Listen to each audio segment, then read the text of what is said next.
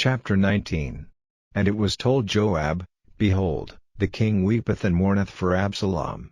And the victory that day was turned into mourning unto all the people, for the people heard say that day how the king was grieved for his son. And the people gat them by stealth that day into the city, as people being ashamed steal away when they flee in battle. But the king covered his face, and the king cried with a loud voice, O my son Absalom, O Absalom, my son, my son. And Joab came into the house to the king, and said, Thou hast shamed this day the faces of all thy servants, which this day have saved thy life, and the lives of thy sons and of thy daughters, and the lives of thy wives, and the lives of thy concubines, in that thou lovest thine enemies, and hatest thy friends. For thou hast declared this day, that thou regardest neither princes nor servants, for this day I perceive, that if Absalom had lived, and all we had died this day, then it had pleased thee well. Now therefore arise, go forth, and speak comfortably unto thy servants, for I swear by the Lord, if thou go not forth, there will not tarry one with thee this night, and that will be worse unto thee than all the evil that befell thee from thy youth until now. Then the king arose, and sat in the gate. And they told unto all the people, saying, Behold, the king doth sit in the gate. And all the people came before the king, for Israel had fled every man to his tent. And all the people were at strife throughout all the tribes of Israel, saying, The king saved us out of the hand of our enemies, and he delivered us out of the hand of the Philistines, and now he is fled out of the land for Absalom. And Absalom, whom we anointed over us, is dead in battle. Now therefore why speak ye not a word of bringing the king back? And King David sent to Zadok and to Abiathar the priests, saying, Speak unto the elders of Judah, saying, Why are ye the last to bring the king back to his house, seeing the speech of all Israel is come to the king, even to his house? Ye are my brethren, ye are my bones and my flesh, wherefore then are ye the last to bring back the king? And say ye to Amasa, Art thou not of my bone, and of my flesh?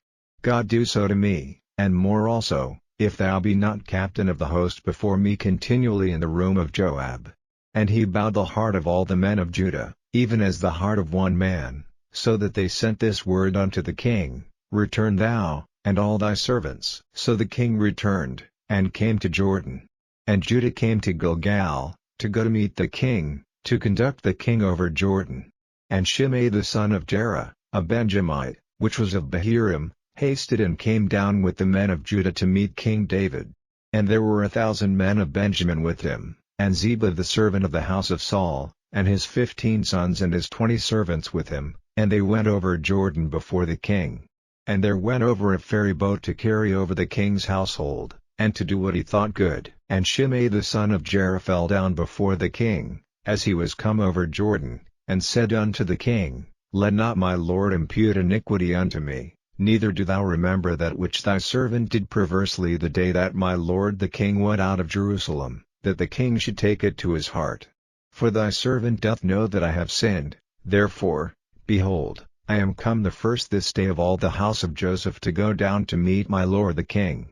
But Abishai the son of Zeruiah answered and said, Shall not Shimei be put to death for this, because he cursed the Lord's anointed? And David said, What have I to do with you, ye sons of Zeruiah, that ye should this day be adversaries unto me?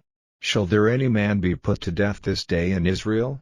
For do not I know that I am this day king over Israel? Therefore the king said unto Shimei, Thou shalt not die. And the king sware unto him. And Mephibosheth the son of Saul came down to meet the king, and had neither dressed his feet, nor trimmed his beard, nor washed his clothes, from the day the king departed until the day he came again in peace. And it came to pass, when he was come to Jerusalem to meet the king, that the king said unto him, Wherefore wentest not thou with me, Mephibosheth?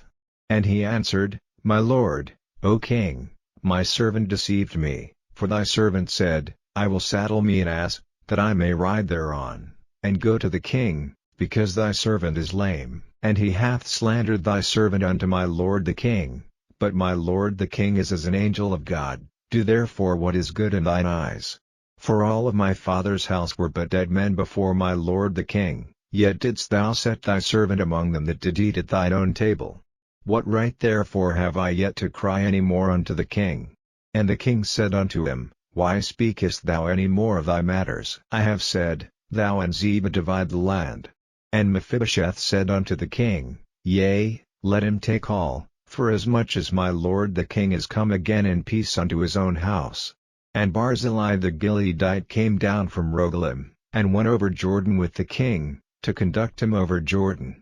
Now Barzillai was a very aged man, even 80 years old, and he had provided the king of sustenance while he lay at Mahanaim, for he was a very great man. And the king said unto Barzillai, Come thou over with me, and I will feed thee with me in Jerusalem.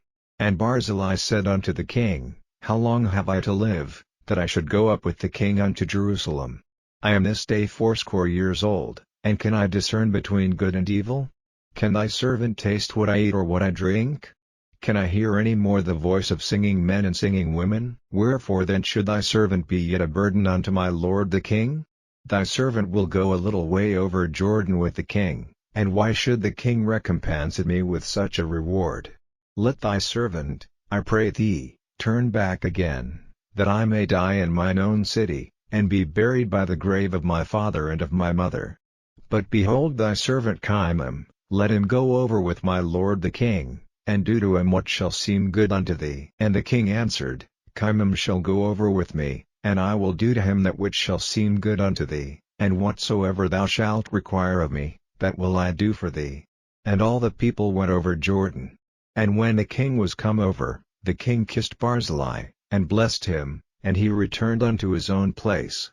Then the king went on to Gilgal, and Chimam went on with him, and all the people of Judah conducted the king, and also half the people of Israel. And, behold, all the men of Israel came to the king, and said unto the king, Why have our brethren the men of Judah stolen thee away, and have brought the king, and his household, and all David's men with him, over Jordan? And all the men of Judah answered the men of Israel, Because the king is near of kin to us, wherefore then be ye angry for this matter? Have we eaten at all of the king's cost?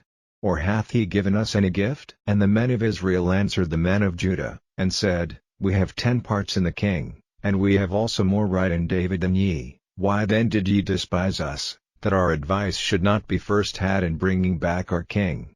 And the words of the men of Judah were fiercer than the words of the men of Israel,